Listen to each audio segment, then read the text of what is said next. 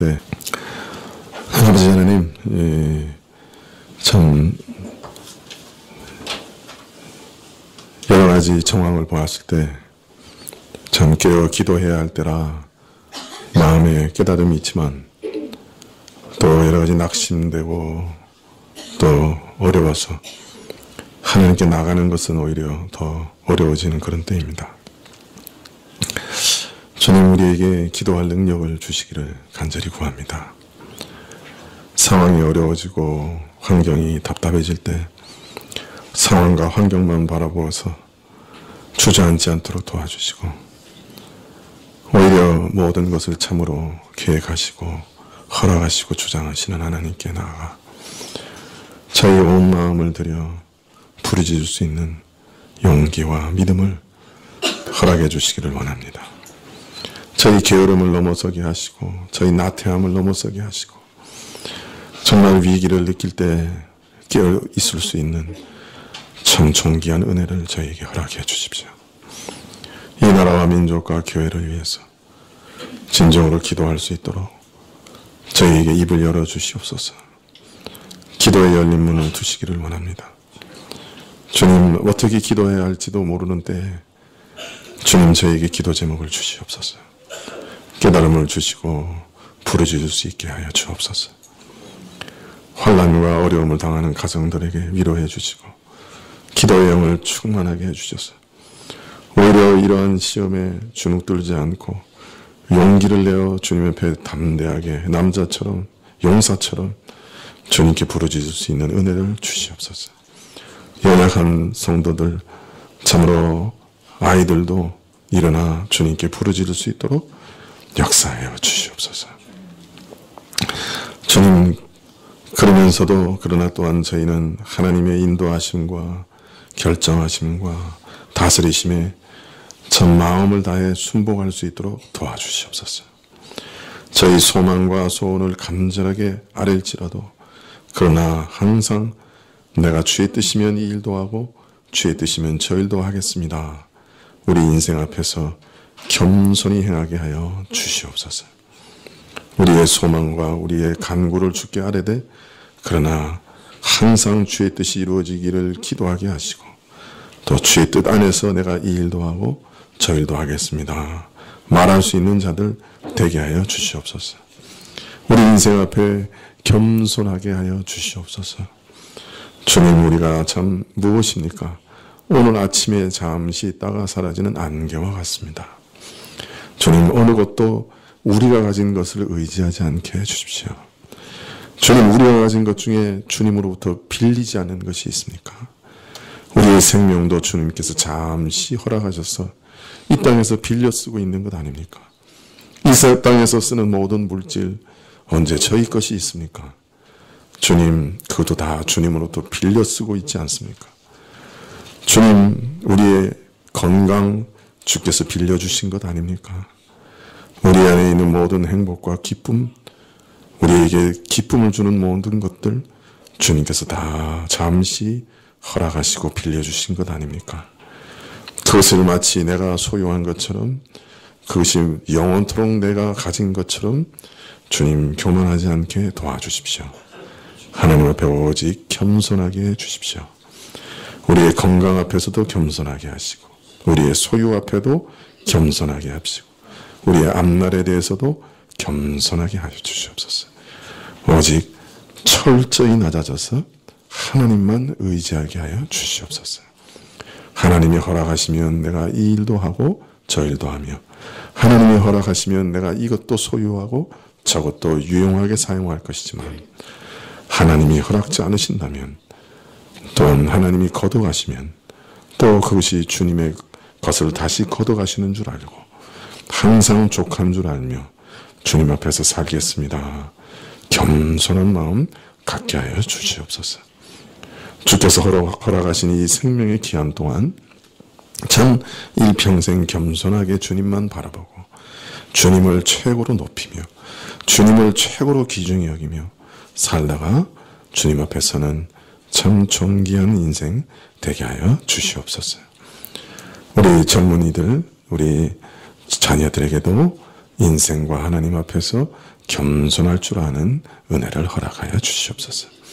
지금은 혈기방장하여 무엇이든지 할 수 있을 것 같이 느껴질지라도 하나님이 허락하시 하나님이 능력을 주셔야 모든 것을 할 수 있음을 겸손히 고백할 줄 아는 참 지혜를 얻게 하여 주시옵소서. 이 나라의 위정자들에게도 겸손을 주시옵소서. 자신들이 무엇이든지 할 수 있는 것처럼 말하지 않도록 도와주십시오. 참으로 하나님 저들에게 지혜를 주시고 진실됨을 허락하여 주시옵소서. 백성들에게는 위정자들을 투표할 때 잘 분별할 수 있는 분별력을 허락하여 주시옵소서. 아버지 하나님, 이 나라의 교회들 가운데도 진정 겸손함을 주시옵소서. 사람을 자랑하지 않게 해주시고 교회의 규모를 자랑하지 않게 해주시고 자신들이 가진 부를 자랑하지 않게 해주시옵소서. 하나님 앞에서 교만하여 참으로 하나님께서 내치시는 그런 교회가 되지 않도록 도와주시옵소서. 회개의 영을 허락하여 주옵소서. 오늘도 주님, 저희가 가진 모든 것이 주의 것인 줄 알고 저희 생명과 저희 소유가 저희 인생과 저희 시간이 다 주의 것인 줄 알고 주님이 주신 것의 일부를 주께 드리오니 저희 헌물을 받아주시옵소서. 주께서 저희를 자신의 것으로 인치시고 저희 자녀와 저희 가정과 저희 산업을 주의 것으로 여기시옵소서. 보호하여 주옵소서. 오늘도 말씀을 주시기를 원합니다. 겸손히 주의 말씀을 기다리는 자들 심령마다 주님께서 분명한 주의 말씀을 심어주시옵소서. 모든 것 주께 의탁하옵고 예수님의 이름으로 기도합나이다. 아멘. 디도서 1장 1절부터 3절까지 말씀입니다.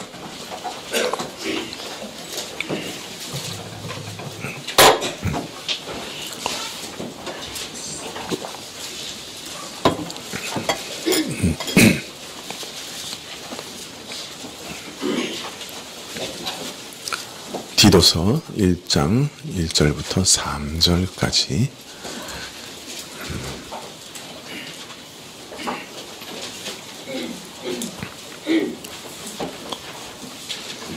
찾으신 줄 알고 봉독해 드리겠습니다. 신약 348쪽인데요. 디도서 1장 1절부터 3절까지입니다. 하나님의 종이요 예수 그리스도의 사도인 바울 곧 나의 사도된 것은 하나님의 택하신 자들의 믿음과 경건함에 속한 진리의 지식과 영생의 소망을 인함이라.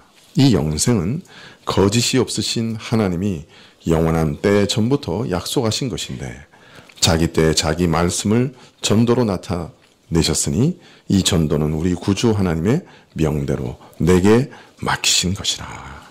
아멘.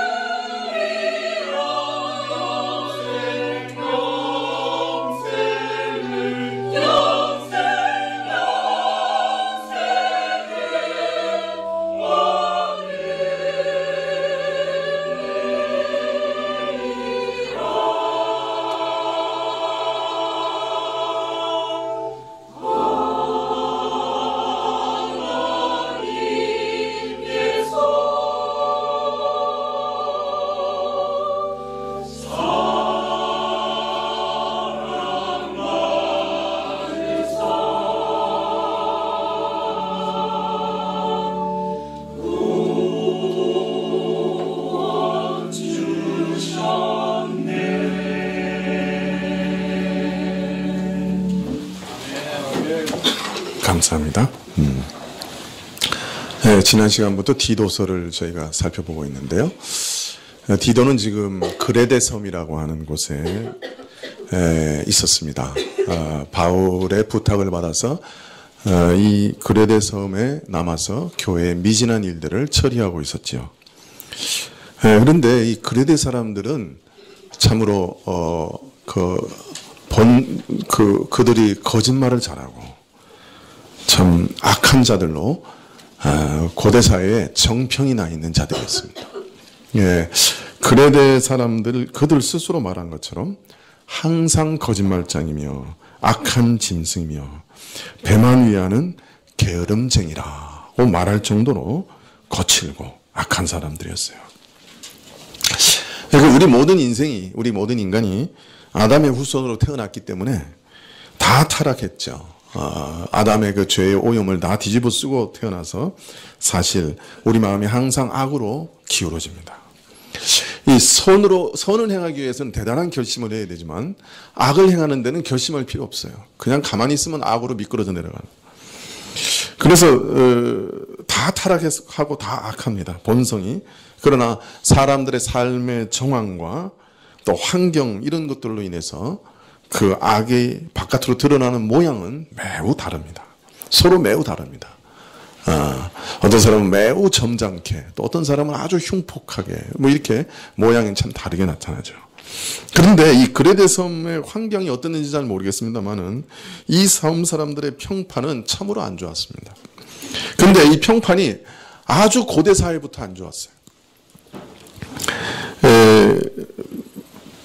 바울이 디모데서를 쓰는 시점에서 한 600년 전에, 그러니까 굉장히 오래되죠. BC 6세기면, 그죠? 한 500년 전이고, 거기다가 AD 한 65년 정도에 지금 쓰고 있다고 생각하니까 거의 600년 전에 에피메니데스라고 하는 사람이 있었어요. 그리스 7현자 중에 한 사람인데요. 이 사람은 시인이고 철학자고 예언자고 그랬습니다. 이 에피메니데스가 그레데 사람들은 모두 거짓말쟁이다. 그렇게 얘기를 했어요. 그 얘기가 지금까지도 남아 있어요. 그 기록이. 그러니까 이게 뭐 바울이 살기 600년 전부터 이 그레데 사람은 항상 거짓말하는 사람이다. 이런 평판을 얻고 있는 사람들이었어요. 그러니까 이게 아주 오래 전부터 이 사람들은 아주 그렇게 내놓은 사람들이죠. 네. 당시에 그러니까 이 디도가 사역하고 있는 이 그레데 섬이 어떤 섬이다 하는 거는 그냥 당시에 너무 이렇게 유명한 그런 곳이었다. 디도는 지금 이런 거칠고 완악한 사람들 속에서 사역하고 있는 것이죠. 또 디도서의 나머지 뒤에 부분을 보면 엎친 데 겹친 격으로 이 유대주의 이단이 이 교회 침투에 들어와서 아주 골머리를 썩이고 있었어요. 그래서 상황이 아주 안 좋았죠. 사람들은 아주 거칠고 악한 사람들인데 그런 사람들이 교회에 들어왔어요.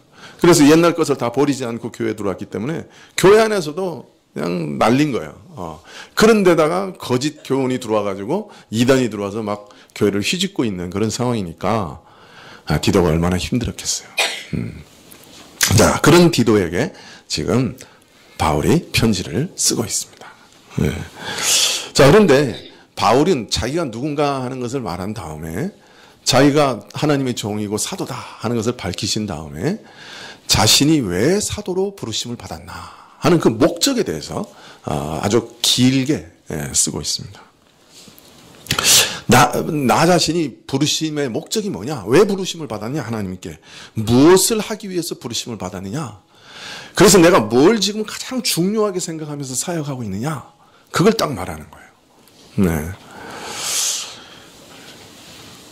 그걸 왜 말할까요? 그것이 지금 디도에게도 너무 중요한 것이기 때문에. 디도도 이것을 꼭 명심해야 될 것이기 때문에. 디도도 같은 목적과 같은 것을 위해서 사역해야 되기 때문에 지금 그것을 딱 밝히고 있는 거예요. 뭐라고 얘기하냐면 1장 1절 하반절부터 보면 나의 사도된 것은 하나님의 택하신 자들의 믿음과 경건함에 속한 진리의 지식과 영생의 소망을 위함이라, 인함이라, 이렇게 얘기하고 있습니다. 자, 바울이 힘쓴 것이 뭐냐? 제가 조금 다르게 번역하고 싶은데요. 하나님께서 택하신 자들로 믿게 하고 영생의 소망에 근거한 경건에 이르는 진리를 깨닫게 하기 위함이라. 조금 뭐가 덕지덕지 붙었죠. 그래도 이게 바른 번역인가, 좀 나은 번역인 것 같아요. 제가 다시 한번 읽어볼까요? 하나님께서 택하신 자들로 믿게 하고 영생의 소망에 근거한 경건에 이르는 진리를 깨닫게 하기 위해서 사도가 됐다는 거예요. 바울은 지금 자신이 택하신 자들의 믿음과 영생의 소망에 근거한 경건에 이르는 진리를 알게 하기 위해서, 깨닫게 하기 위해서 사도가 됐다. 자기가 왜 사도가 됐는지를 아주 명백하게 알고 있는 사람이에요. 그리고 그것을 디도에게 알리고 있습니다.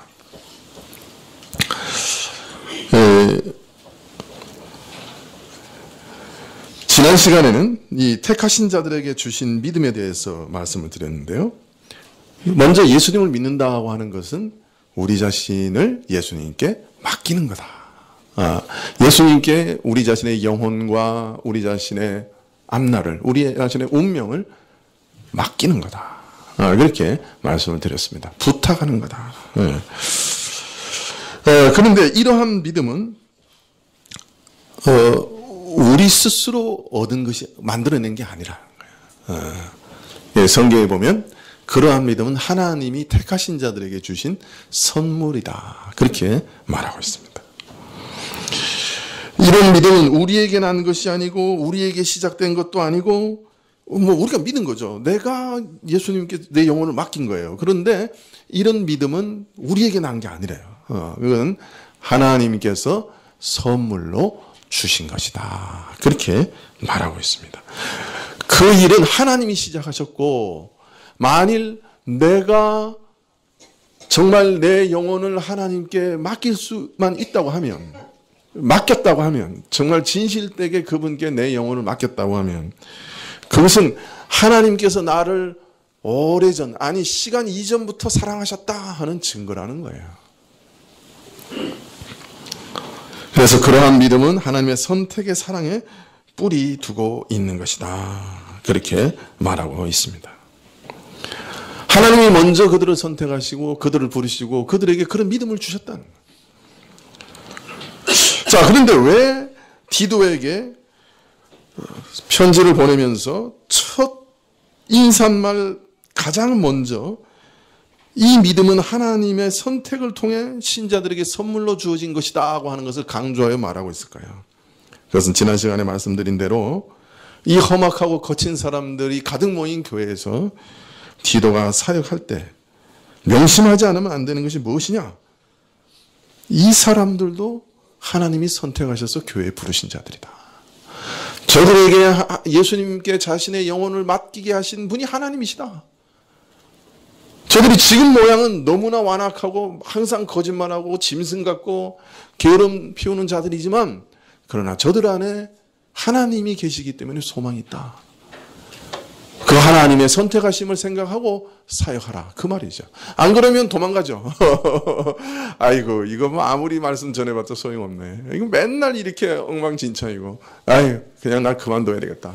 도망갔을 거예요. 근데 바로 그것 때문에 도망가지 않았다. 디도가. 우리도 마찬가지죠.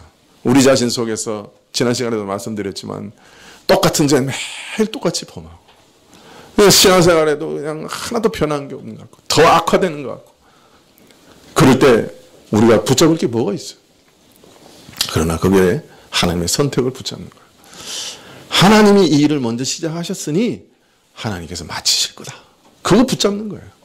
내 안에 있는 뭘 붙잡는 게 아니에요. 하나님이 이 일을 시작하셨다. 그걸 붙잡는 거예요.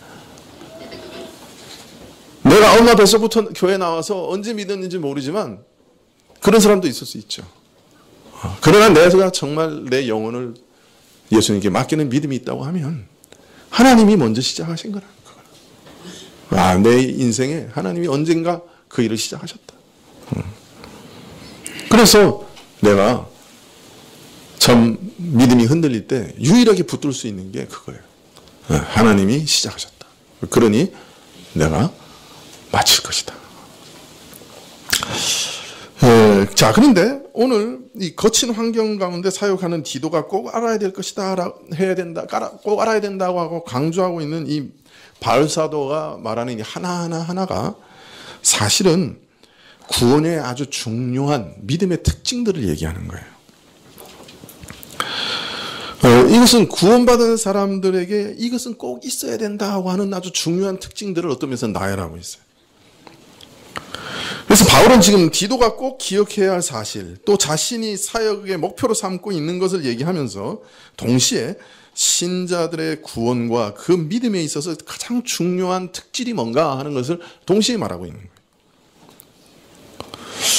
거예요. 구원 얻는 믿음의 중요한 특징들에 대해서는 제가 교회에서 여러 번 말씀드렸습니다. 그러나 이제 아마 또 시간도 좀 지나갔고 또 새로 들으시는 분도 있으시는 것 같고, 그래서 다시 한번 짚고 넘어가는 것이 좋겠다 생각이 듭니다. 그래서 디도서의 서론을 통해서 구원 얻는 믿음의 중요한 특징이 뭔가 하는 것을 다시 한번 살펴보려고 하는 것이죠. 자, 구원 얻는 믿음의 중요한 특징 첫 번째는 뭐라고요? 하나님이 부르셔서 하나님이 주신 믿음이라. 그래서 자신의 영혼을, 자신의 앞날을, 자신의 미래를 예수님께 다 맡기는 그런 믿음이다. 이것은 하나님이 선물로 주신 것이다. 그렇게 말씀을 드렸습니다. 자, 이어서 바울은 자신이 사도된 것이 진리를 깨닫게 하기 위한 것이다, 이렇게 말합니다. 앞에 뭐 부언 설명들이 많아요. 뭐 영생의 소망에 근거한 경건에 이르는 진리의 지식에 대해서 깨닫게 하시기 위하다. 뭐 이렇게 쭉 앞에 이제 부언 설명이 많지만 제일 중요한 단어는 뭐냐면 진리를 깨닫게 하기 위해서다, 이렇게 되어 있습니다. 여기서 우리말은 진리의 지식을 알게 하기 위해서다, 이렇게 되어 있는데 진리를 깨닫게 하기 위해서다, 이렇게 말하고 있습니다. 영어에서는 그 뭐죠? 인사이트라고 그러나요? 그걸 어떻게 번역해야 돼요? 통찰력? 예? 이렇게 탁, 이렇게 하여튼 깨달아지는 거죠. 그죠? 뭔가가 이렇게 탁 주어지는 거죠. 예. 그걸 얘기하고 있어요. 그러니까, 진리에 대한 인사이트를 주기 위해서, 진리를 깨닫게 하기 위해서 그런 거죠.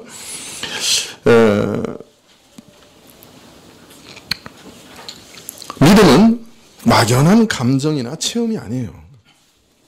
믿음은 믿음의 대상에 대한 분명한 지식을 갖고 있는 거예요.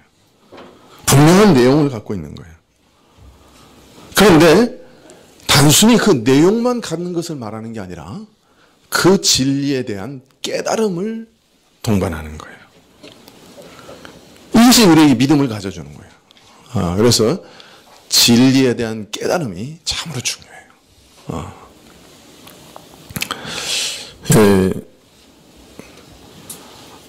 여러분, 이 깨달음이라고 하는 것은 굉장히 다른 거예요. 그죠? 지식과는 다른 거예요.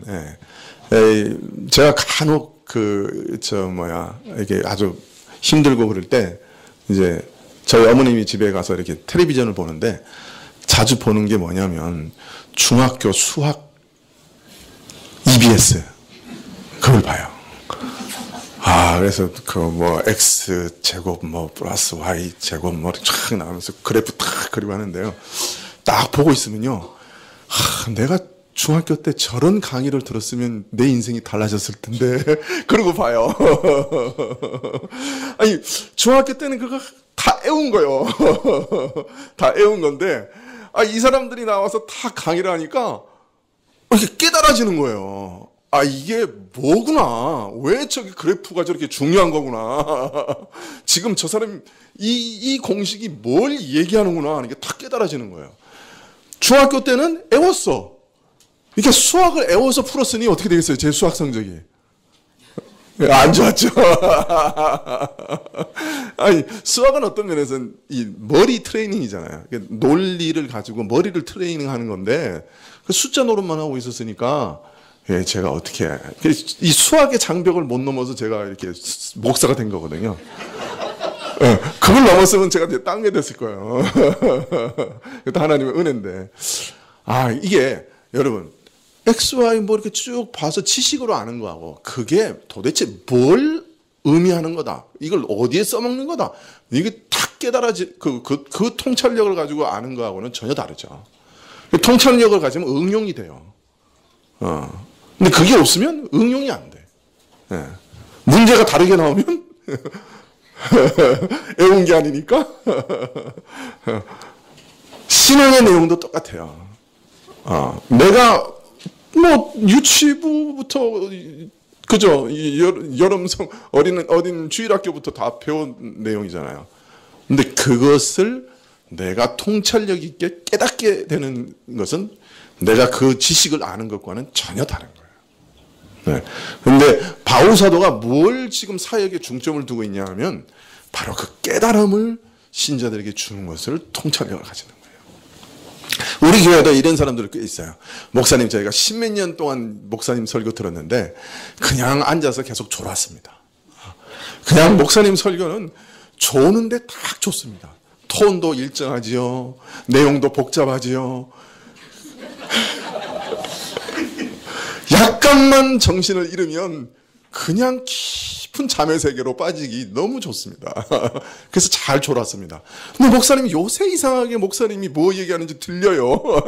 이런 사람들이 있어요. 또 십몇 년 만에. 네. 그건 무슨 말이에요? 그 말이 이제 깨달아지기 시작했다. 제가 10년 전이나 지금이나 똑같은 얘기하고 있거든요. 오늘 설교도 벌써 몇 번째 하는지 몰라요. 모양만 조금 달라졌을 뿐이지. 그런데 그게 들리기 시작했다는 거예요. 그건 뭐냐? 그 말이 이제 마음에 와 닿기 시작하고 깨달아지기 시작했다. 그 말이에요.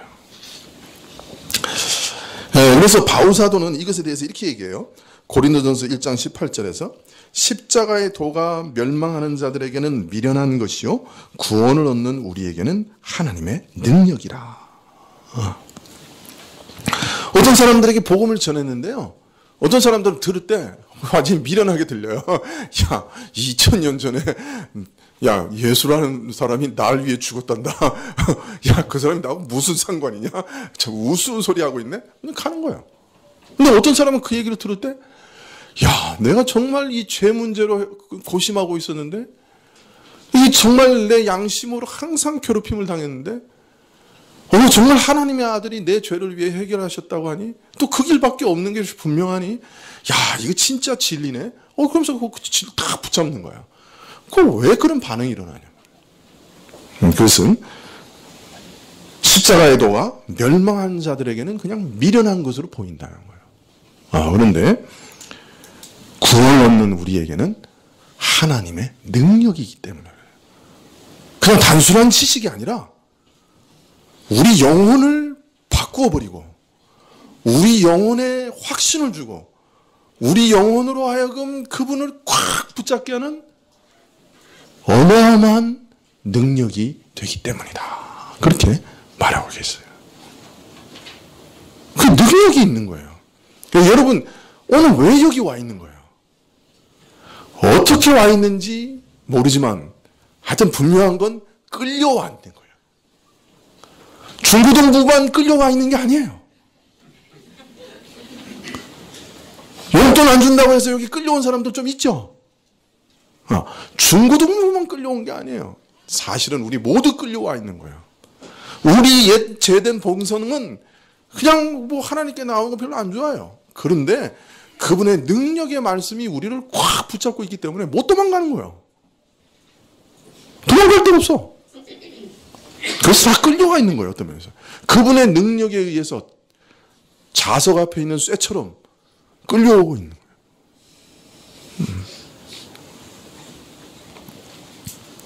자, 그런데 이 능력은 십자가의 도, 즉 복음 전도로 인해서 우리에게 주어진 거예요. 그 똑같은 복음 전도를 들었는데 왜 어떤 사람은 미련하게 보이고 들리고 어떤 사람들한테는 그냥 생명의 말씀으로 들리고 왜 그러냐 말이에요. 그게 바로 능력의 차이인데 그 능력은 누가 주시는 거예요? 성령이 주시는 거예요. 그래서 말씀이 전달될 때 성령께서 함께 역사하시면 그때 그 말씀이 우리를 탁 사로잡아요. 정말 이렇게 사로잡아요.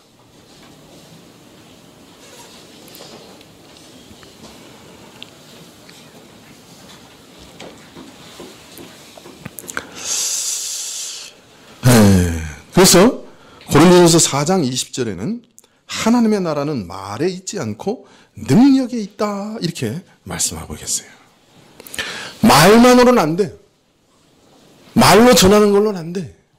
거기에 성령이 역사하셔야 돼. 그래서 오늘도 이 말씀을 듣는데 어떤 사람은 그냥 말로만 들려요. 근데 어떤 사람은 성령께서 그 마음속에 역사하셔서 믿음을 주시는 거예요. 그 목사는 아무 능력 없어요. 아무 힘도 없어요. 목사 자신이 뭔가 대단한 능력이 있다고 나한테 오기만 하면 다 믿는다고 그런 사람 다 이단됐어요.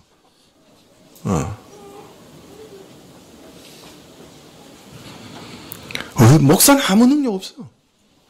오직 하나님께 간절히 기도할 뿐이에요. 내가 이 전하는 말이 사람의 말로만 땅에 떨어지지 않고 능력으로 하나님의 말씀의 능력으로 사람들 마음속에 역사하게 해주십시오라고 기도할 뿐이에요. 여러분도 기도하면서 들어야 돼요. 말씀이 여러분 마음을 탁 사로잡으면 그때는 변화가 일어나요. 두려움이 사라져요. 근심이 사라져요. 정말로. 환경이 하나도 안 바뀌어도 하나도 두렵지 않아요. 굶어 죽을 것 같아요? 죽으면 천국인데 뭐가 두려워요? 욕심이 사라져요.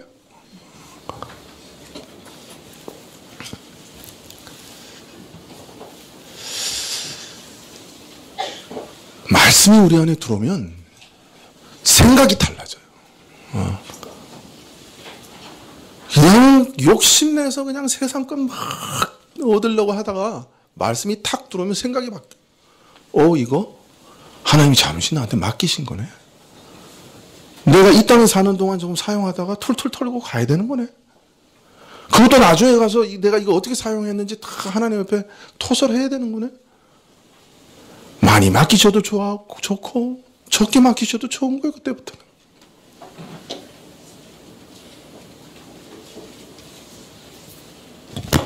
목사는요, 하나님께서 사람 보내주시면요 좋아요.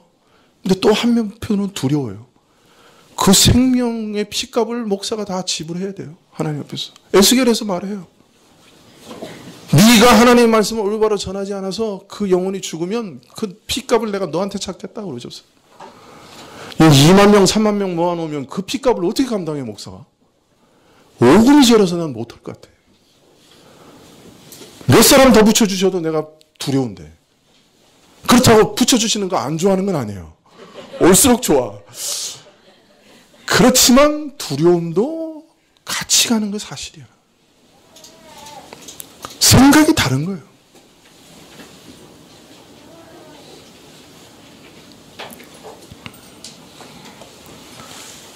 하나님의 말씀은 능력이라서 우리 삶을 바꾸고 우리 생각을 바꾸고 우리 영혼을 바꿔요. 영원한 운명을 바꿔요.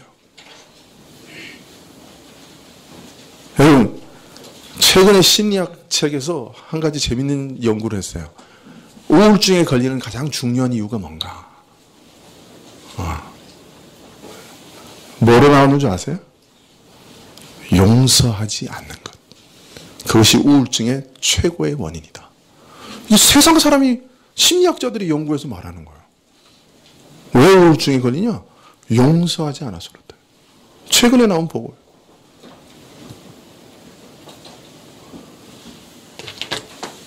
하나님의 말씀이 우리 심령에 탁 떨어지면 그 용서할 수 없었던 것이 용서가 돼요. 야, 내 내가 그렇게 1만 달란트나 빚진 자인데 나하고 똑같은 죄인인데 저 사람도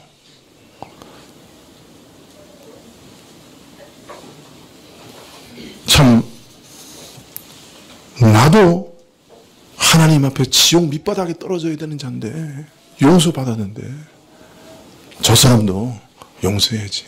그런 마음이 생기는 거야.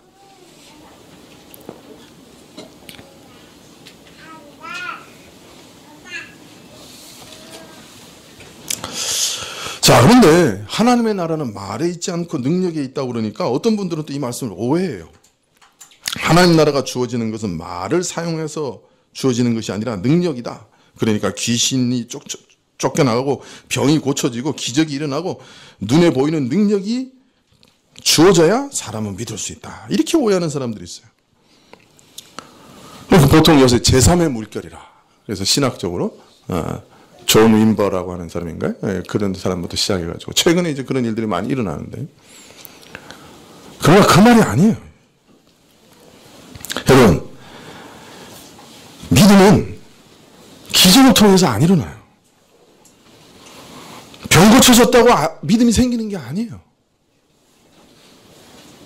여러분, 기적을 통해서 믿는다 그러면 오병이의 기적, 보리떡 5개하고 물고기 2마리로 5,000명을 먹였어요. 그죠? 그냥 예수님이 떼니까 계속 떼졌어, 떡이.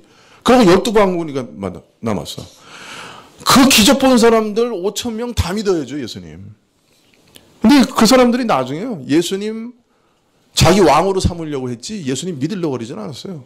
예수님 왕 삼으면 자기들 식량 걱정은 없겠다. 예수님 왕 삼으로 쫓아다녔어요. 예수님 그 사람들 어떤 면에서는 내가 너희 원하는 그런 왕 아니야 라고 얘기하셔서 다 떠나보내셨어요. 문둥병자가 10명 있었는데 예수님 우리 문둥병 좀 고쳐주세요. 제사장에 가서 보여라. 가다가 10명이 다 나왔어요. 그러나 그 중에 한 명만 돌아와서 예수님이 경배받으실 하나님이신 줄 알고 예수님께 엎드렸어요. 문둥병, 그 당시에는 고칠 수 없는 불치병이죠. 그런데 그 중에 10명이 다 나음을 받았지만 영생을 얻은 사람은 딱 한 명이에요. 믿음을 얻은 사람은 딱 한 명이라고. 그 중에. 여러분, 구약에서도 홍해가 갈라졌어요. 10가지 재앙을 봤어요. 그런데 그 사람들 중에 광야에서 하나님을 반역하다가 땅이 갈라져서 지옥으로 바로 떨어진 사람들이 몇이나 돼요. 기적이 믿음을 가져다 주지 못해요. 기적이 구원을 가져다 주지 못해요. 여러분, 사람에게 구원을 가져다 주는 유일한 것은 하나님의 말씀이에요. 하나님의 말씀이라는 통로 외에 하늘에 신령한 것을 참으로 우리에게 전달해 주는 것은 그 어느 것도 없어요.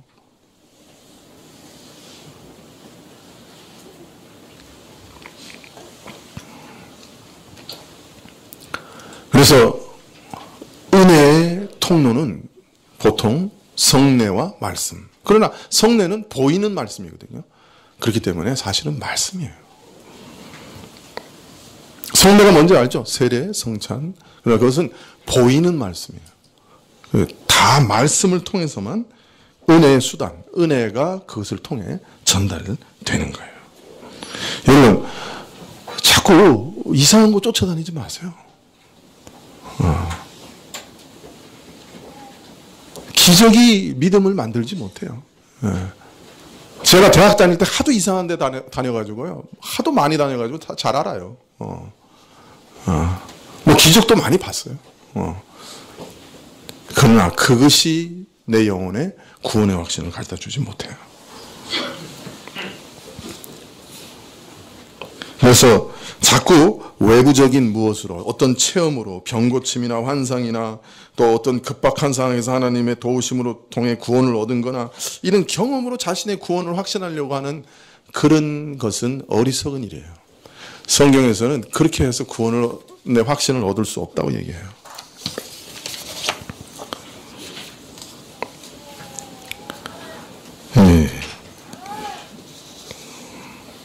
그래서 베드로전서 1장 23절에 보면 이런 말씀이 있습니다. 너희가 거듭난 것이 썩어질 씨로 된 것이 아니요 썩지 아니할 씨로 된 것이니 하나님의 살아있고 항상 있는 말씀으로 되었느니라. 우리가 구원 얻는 방식은 무엇밖에 없어요? 하나님의 썩지 아니할 씨로 된다. 하나님의 썩지 않을 씨가 우리 마음에 심겨야 구원을 얻는 거예요. 근데 그 썩지 않을 씨는 뭘 말하느냐? 하나님의 살아있고 항상 있는 말씀으로 되었다. 하나님의 말씀은 그런 능력이 있다는 거예요.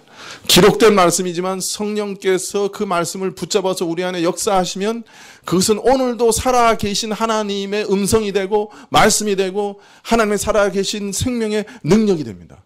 그 말씀이 우리 마음에 심기고 우리 마음속에 깨달아지고 그 말씀이 싹 터서 능력을 발휘하면 우리 안에 새로운 생명이 주어집니다. 새로운 역사가 일어납니다. 말씀 외에 다른 방식으로는 구원 얻을 길이 없어요. 그게 하나님 정하신 방식이에요. 그게 수단이에요. 근데 말씀을 들으러 와서 10년 동안 계속 주무시면 엄청 손해보시는 거죠. 엄청 손해보시는 거예요.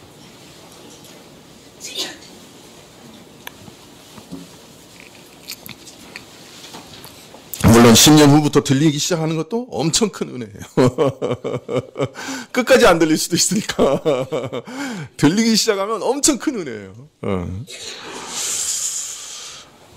그래서 기도해야 돼요. 하나님, 이 말씀의 씨가 내 안에 싹 터서 생명의 능력으로 역사하게 해주세요 라고 자꾸 기도해야 돼요. 다른 방식이 없어요.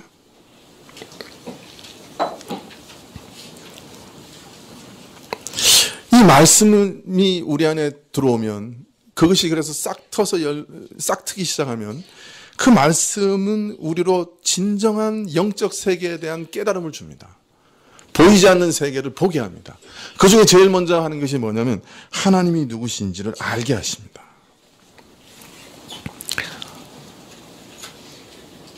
하나님이 누구신지를 알게 합니다.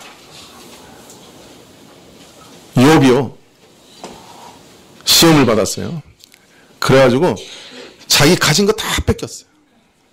자식도 다 뺏겼어요. 거기다가 온몸에 그냥 악창이 나서 북북 긁고 있었어요. 하나님이 함께 하신다는 모든 사인을 다 박탈당했어요. 하나님이 욥의 편이라고 하는 모든 사인이 다 사라졌어요. 하나님이 욥을 사랑하신다고 하는 증표가 다 없어졌어요. 그런데 욥이 여전히 하나님을 사랑해요. 그래서 시험을 이겨요. 여러분, 어떻게 그게 가능하죠? 우리는 정말 이기적인 사람이잖아요. 하나님이 우리에게 뭐 좋은 거 다 주신다 그러니까 내가 하나님 따라가는 거 아니에요. 그렇지 않아요? 하나님이 그래도 나한테 좋은 것 많이 주신다 그러니까 하나님 따라오는 거 아니에요? 근데 그 좋은 거 하나도 안 주시는데 하나님은 어떻게 따라가요? 욥은 하나님이 누구신지를 알았기 때문이에요. 하나님이 얼마나 영광스러운 분인지 말씀을 통해 알았기 때문에, 하나님이 얼마나 공의로우신 분인지 알았기 때문에, 하나님이 얼마나 선하신 분인지 알았기 때문에. 아내가 최근의 일들을 보면서 자신 동기들의 정체를 알았어요. 정체를 보면서 이것들 의지할 것이 하나도 없네. 이제 드디어 알았어요. 옛날부터 알았으면 좋았을 것을. 그래서 이제 남은 결론은 그래도 남편밖에 없네. 근데 여러분, 그것도 틀린 생각이잖아요.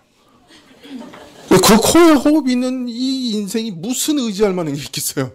아마 곧 알게 될 거예요. 남편도 의지할 XX가 아니구나. 근데 여러분, 그래도 신자는 의지할 분이 계시잖아요. 예수님이죠. 진정한 우리 신랑이시잖아요. 그분은 정말 아름다우시잖아요. 그분은 정말 신뢰할 만한 분이잖아요. 그분은 배반하지 않으시는 분이잖아요. 그분은 언약을 어기지 않는 분이잖아요. 선하신 분이잖아요. 그리고 가장 공의로우시잖아요. 그 심판하시잖아요. 공의로. 이 세상의 모든 억울함을 그 마지막 날에 다 백일하에 드러내셔서 다 신원해 내실 거 아니에요. 그 능력의 신랑이시잖아요.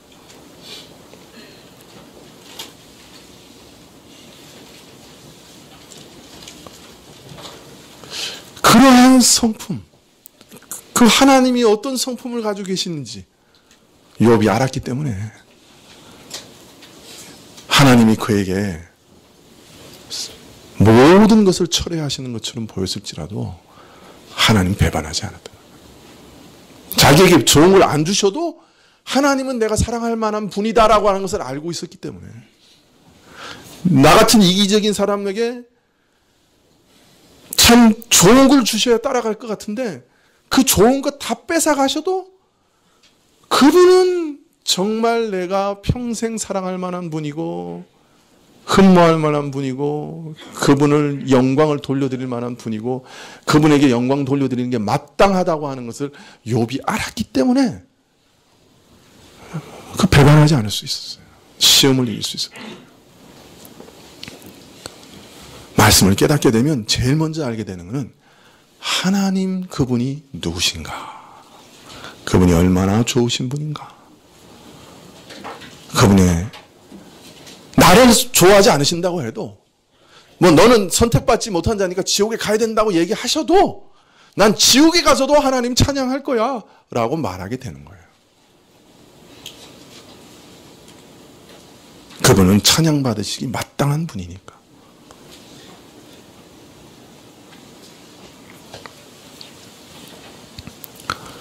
성경에서 하나님을 말씀을 통해서 알게 된다 하는 것은 하나님이 누구신지 그분의 성품을 알고 그분의 영광을 알고 그분을 사랑하게 된다는 말입니다.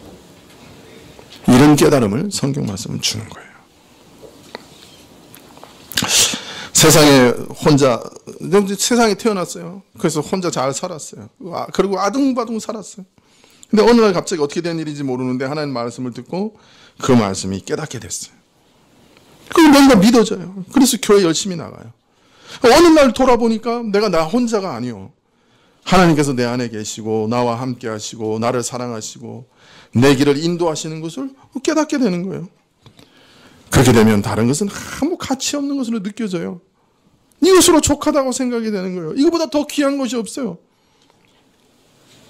진주종사가 세상에서 제일 귀한 진주를 발견한 것과 같아요.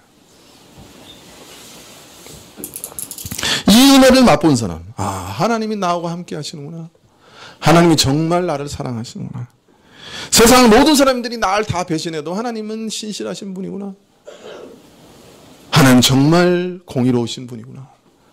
그 공의로우신 분이 내 죄를 제대로 갚지 않으시기 위해서 자기 아들을 주셨구나. 내가 받아야 할 모든 지옥의 심판을 그 아들에게 다 쏟아 부으셨구나. 그분이 나와 지금도 함께하고 계시는구나. 그 사랑을 절대로 철회하지 않으시는구나. 그분이 내 손을 붙잡고 내 인생길을 가고 계시는구나. 그분이 모든 것을 허락하시니 내가 이 가운데 무슨 일을 만나든지 뭘 두려워하겠는가.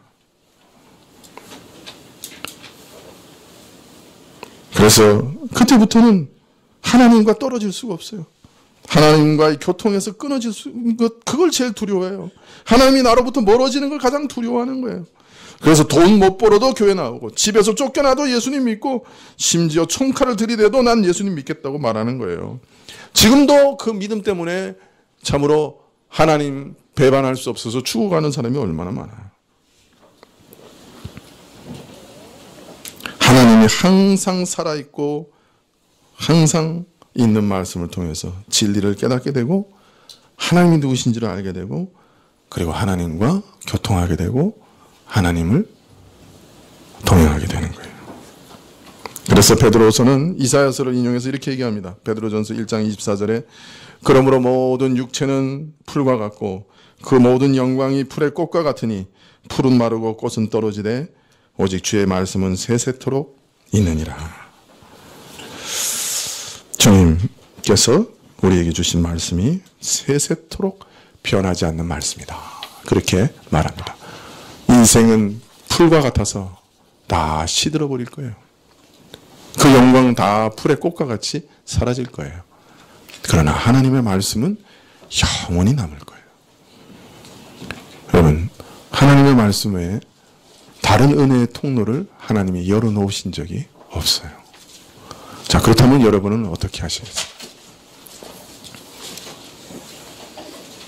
여러분, 하나님의 말씀을 깨달아야 돼요. 여러분, 하나님의 말씀을 깨닫게 해달라고 기도하세요.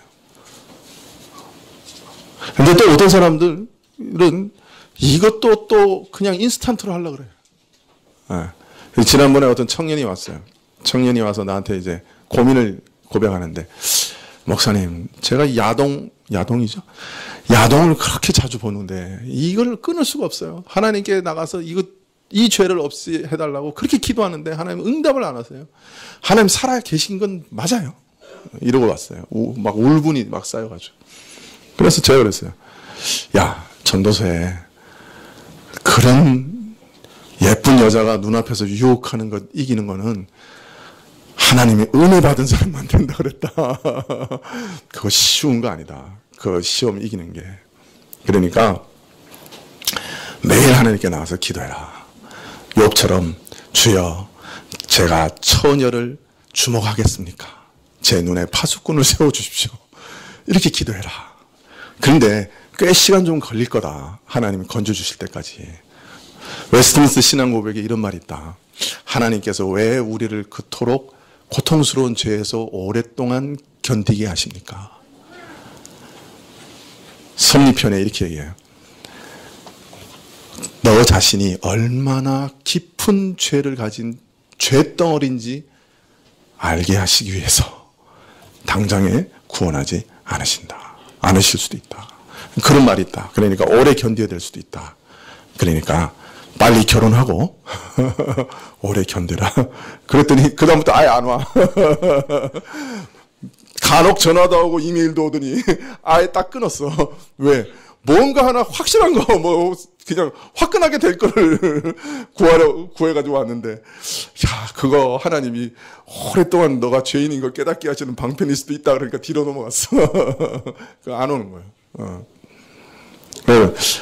하나님의 말씀을 깨닫는 것도 마찬가지예요. 여러분, 욥이 계속 욥기 나오는데, 요새 제가 욥기 보거든요. 욥기 이제 언젠가 이제 강의하려고 지금 준비하고 있는데, 고난의 문제를 가지고 씨름하는 거잖아요. 욥기가. 그 고대 사회에서 제일 뛰어난 그 현자들 5명, 요새 말로 말하면 신학 박사 5명이 모여가지고 고난의 문제를 지금 엄청 길게 논의하는 거예요. 고난이 뭐냐? 왜 인간에게 고난이 오냐? 논의하는데 결론이 뭐예요? 신비라는 거예요. 모른다는 거예요. 욥기 마지막에 가서 엘리후가 약간 무슨 힌트를 주지만 진짜 근원에 대해서는 몰라요. 창세기 1장, 욥기 1장, 2장에 나타난 그것은 모르는 거예요. 알 수 없어, 인간이. 하나님의 그 깊은 섭리를. 오랜 시간 동안 토의하지만 결론은 인간의 고난은 극히 신비로운 거다요. 어떤 면에서. 어떤 사람은 고난을 당하면 화끈하게 해결하는 걸 원해. 뭐 하나님 막 음성이라도 들려주시고, 야, 네가 이런 것 때문에 지금 고난을 당하는 거야? 알려주시고, 그래가지고 고난을 탁 벗어나기를 원해요.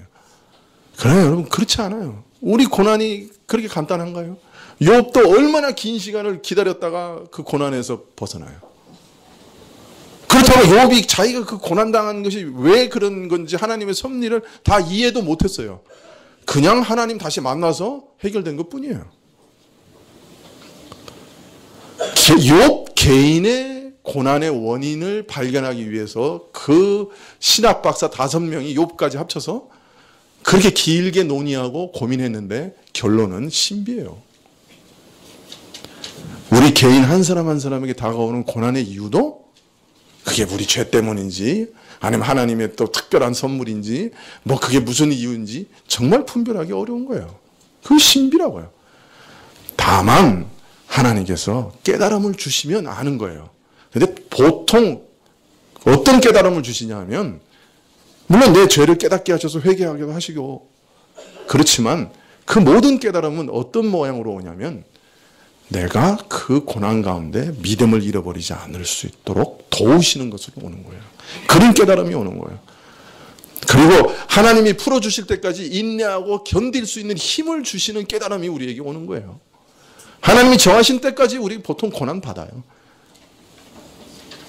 고난이 시작됐는데 그냥 순식간에 해결되면 얼마나 좋겠어요. 그러나 그렇지 않아요. 그것도 신비예요. 그 기간도 신비예요. 왜 그러신지 몰라요. 그러나 분명히 그걸 통해서 우리 안에 이루어 가시는 일이 있어요. 변화시켜 가시는 일이 있어요. 유익이 있어요. 그러나 그것마저도 신비해요. 그래서 우리는 견딜 수 있는, 인내할 수 있는, 그래도 하나님을 여전히 믿고 갈 수 있는 깨달음들을 말씀을 통해서 구해야 돼요. 고통 속에서는. 그리고 혹 고난의 이유를 가르쳐 주시려고 하면, 혹 이것이 죄 때문이라면 가르쳐 달라고, 그것도 깨달음을 구해야 돼요. 그걸 왜 권사님 찾아가서 안수 받아가지고 왜 이런 고난이 왔어요? 백날 들어봤자 그게 진짜인지 아닌지도 몰라. 그렇잖아요. 하나님의 말씀이 주시는 깨달음 외에 다른 방식이 있나요? 견딜 수 있는 능력을 얻는 다른 방식이 있나요? 그래서 말씀을 잘 들어야 돼요. 그것도 문맥을 따라서 잘 설명하는 말씀을 들어야 돼요. 문맥하고 아무 상관없는 말씀들, 그냥 자기 사상, 아무리 그럴듯하다 해도, 아무리 내게 당장 뭐 시원하게 한다고 해도 그게 의미 없어요. 문맥을 따라 차근차근히 성경을 읽고, 또 그것이 강해되고, 그 속에서 하나님의 말씀에 깨달음이 주어지고, 그 깨달음으로 우리는 살아가는 거예요. 그렇기 때문에 우리는 성경을 자꾸 읽으려고 하고 기도하면서 또 말씀을 들으려고 하는 거예요. 그 방법 외에 하나님이 다른 방법을 허락하신 적이 없어요. 기도하시겠습니다.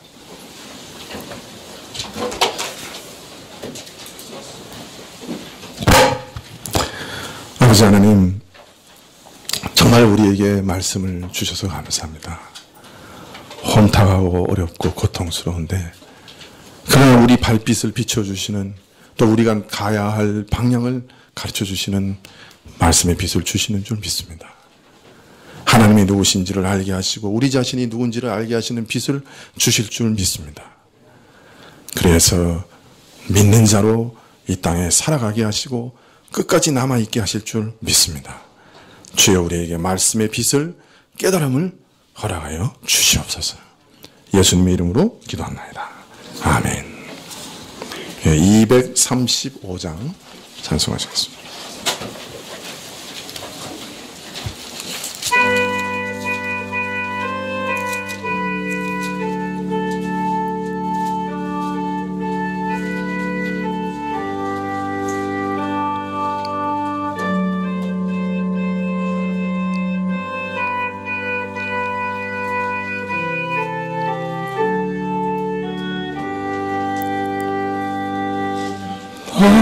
알고 묘한 그 말씀, 생명의 말씀은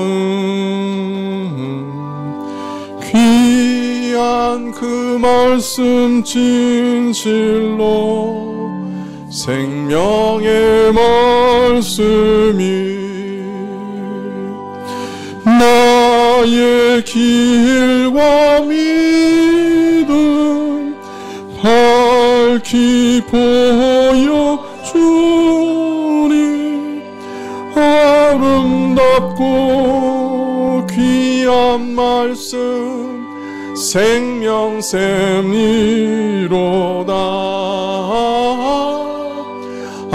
아름답고 귀한 말씀 생명샘이로다.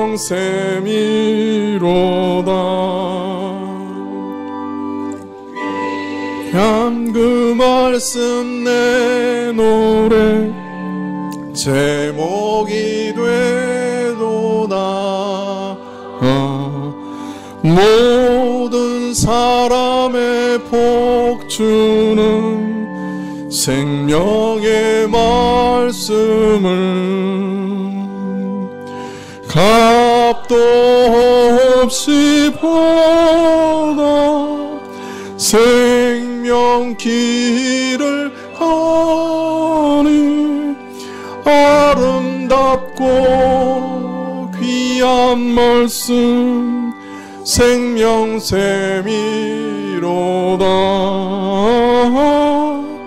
아름답고 귀한 말씀 생명샘이로다.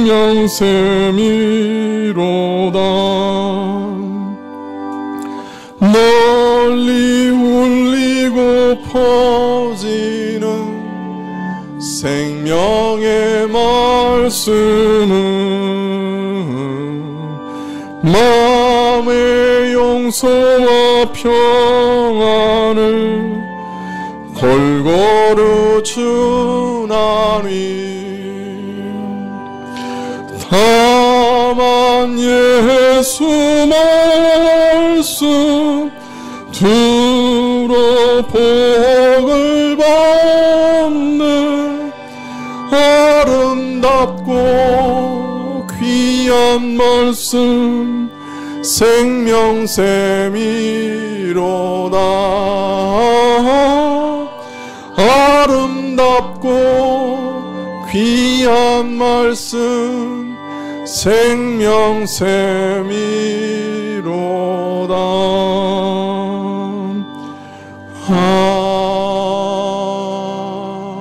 아멘. 기도하시겠습니다. 지금은 우리 주 예수 그리스도의 은혜와 하나님 아버지의 그 크신 사랑과 이 은혜와 사랑을 깨닫게 하시고 누리게 하시는 성령님이 교통하시고 역사하심이 오늘도 말씀을 붙들고 말씀 안에서 주와 교통하기를 원하며 머리 숙인 주의 백성들 위해 지금부터 영원까지 함께 계실지어다. 아멘.